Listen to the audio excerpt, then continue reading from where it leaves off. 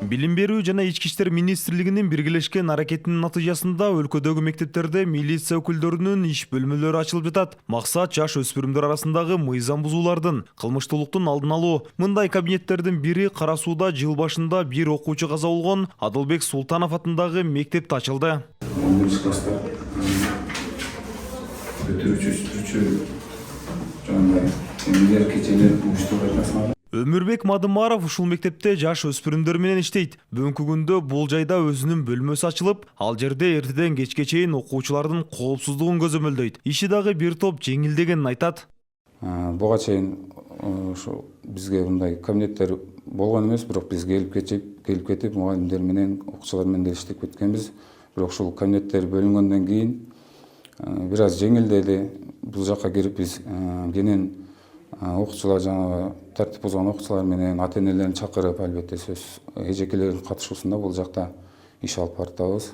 Мектепте жалпы 600дөн ашык окуучу билим алат. Мугалимдер милиция менен биргеликте кылмыштуулуктун алдын алуу боюнча иш чараларды күчөткөн. Тескөөчүлөрдүн да такай мектепте болушу коопсуздукту камсыздоодо жакшы мүмкүнчүлүк түзүп берди дешет. Мына 21 февралдан баштап биз ушул иден балдарга аябай чоң шарттарды түзүп бердик. Биринчиден иден канаасын уюштурдук. Андан кийин бул балдар биз менен ушул кылмыштуулуктун алдын алыш үчүн эрте менен саат 8ден биз менен ушул мүмкүн болушунча тыгыз байланышып, түшүндүрүү иштерин жүргүзүп жатышат. Ар бир канада бирден 20 видео көзөмөлүбүз бар.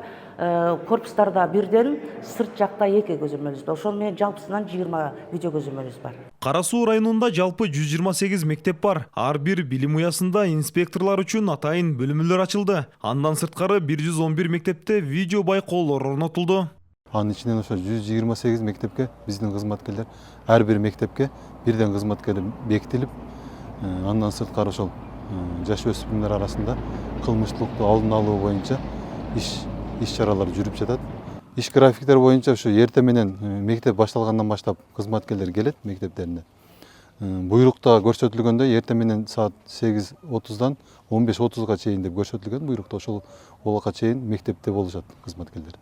Андан сырткары жаш өспүрүмдөр арасындагы мыйзам бузууларды алдын алуу максатында ата-энелер менен да биргеликте жыйындар өтүп жатат. Эскерте кетсек, жыл башынан бери Ош облусунда жаш өспүрүмдөр катышкан 22 кылмыш иши катталган. Кандай кечки бир вечер. Нурасан Бактыбеков, Бектур Калыбекулу, ЛТР, Ош облусу.